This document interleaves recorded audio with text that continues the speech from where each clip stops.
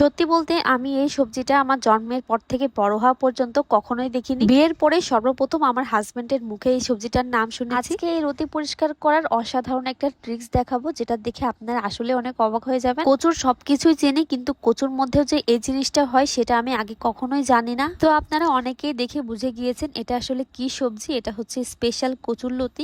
Special বললাম কারণ অনেকেরই এই কচুরলতিটা অনেক বেশি পছন্দ। যারা দেশের বাইরে থাকে তারা তো কচুরলতিকে অনেক বেশি মিস করে। যেই তরকারিটা আমি আমার জীবনের কখনোই দেখিনি, নামও শুনিনি, সেটা কিভাবে খাই, কিভাবে পরিষ্কার করে আমি কোনো কিছুই একদমই জানি না। তো শ্বশুর আব্বা এখানে অনেকগুলো কচুরলতি নিয়ে এসেছিল, আর আমার শ্বশুর শাশুড়ি এবং আমার হাজবেন্ড এগুলো খেতে খুবই পছন্দ করে।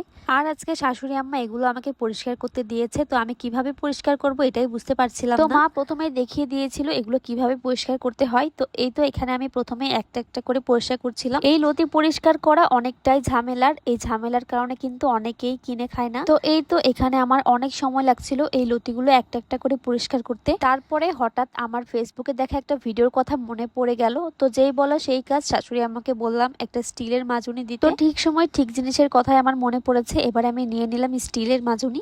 এই স্টিলের মাজুনি দিয়ে আজকে লতিটা পরিষ্কার করব। আমি আগে কখনোই পরিষ্কার করিনি। ফেসবুকে বেশ কয়েকটা আপুকে দিয়েছি কত সুন্দর করে এটা দিয়ে পরিষ্কার করে লতিগুলো। তো আমি একদম পরিষ্কার নতুন একটা মাজুনি নিয়েছি। এবার একটা লতিও নিয়ে নিয়েছি। এবার এটাকে ঘষার পালা। তো এটা কতটা কাজ করে সেটা কিন্তু এখন দেখার পালা। তো এই তো এখানে আমি একটা লতিটাকে আলতো করে ধরে এইভাবে ঘষে নিচ্ছিলাম। লতিগুলো খুবই ফ্রেশ এবং টাটকা ছিল এবং সাইজেও বেশ মোটা ছিল, যার কারণে খুব সহজে পরিষ্কার হয়ে যাচ্ছিল। দেখতেই পাচ্ছেন ময়লাগুলো সব এই জালের মধ্যে আটকে যাচ্ছে। তো এতক্ষণ ধরে একটা একটা করে পরিষ্কার করার থেকে এই তো আমি এবার একটা একটা করে নিয়ে খুব তাড়াতাড়ি পরিষ্কার করে নিচ্ছিলাম। তো আপনারাও কিন্তু খুব সহজে এইভাবে লতিগুলো পরিষ্কার করতে পারেন। দেখেন কি সুন্দর পরিষ্কার হয়েছে খুবই অল্প সময়ের মধ্যে। প্রায় 80% পরিষ্কার হয়ে গিয়েছে। আর এই তো সব ময়লাগুলো এই জালের মধ্যে আটকে আছে। তো কারা কারা জালি দিয়ে এইভাবে লতি পরিষ্কার করেছেন তারা কিন্তু অবশ্যই কমেন্টে জানাবেন। তো আজকে এরকম ভাবে লতি পরিষ্কার করে আমার অনেক বেশি উপকার হয়েছে। এতগুলো লতি আমি খুব ভালোভাবে এইভাবে পরিষ্কার করে নিয়েছি। তো লতি খেতে কে কে পছন্দ করেন অবশ্যই কিন্তু কমেন্ট করে জানাবেন। তো আমার শাশুড়ি আম্মা এটা ইলিশ মাছের মাথা দিয়ে খুব মজা করে রান্না করে, আমার খেতে বেশ ভালো লাগে। তো আমাদের কুষ্টিয়া জেলাতে কিন্তু আমি ছোট থেকে বড় হওয়া পর্যন্ত কোনো দিনই এই লতি দেখিনি এবং খাইনি। কোন কোন আপুরা এই লতিকে এই প্রথম দেখছেন অবশ্যই কিন্তু কমেন্ট করে জানাবেন। আমার মতো আমার জানার খুবই ইচ্ছা কে কে এগুলো চেনেন না। তো যাই হোক, না টেনে এতক্ষণ আমার ভিডিওটা দেখার জন্য অনেক অনেক ধন্যবাদ জানাচ্ছি। তো আজকে এখানেই বিদায় নিচ্ছি। দেখা হয়ে যাবে নেক্সট কোনো ভিডিওতে। আল্লাহ হাফেজ, আসসালামু আলাইকুম।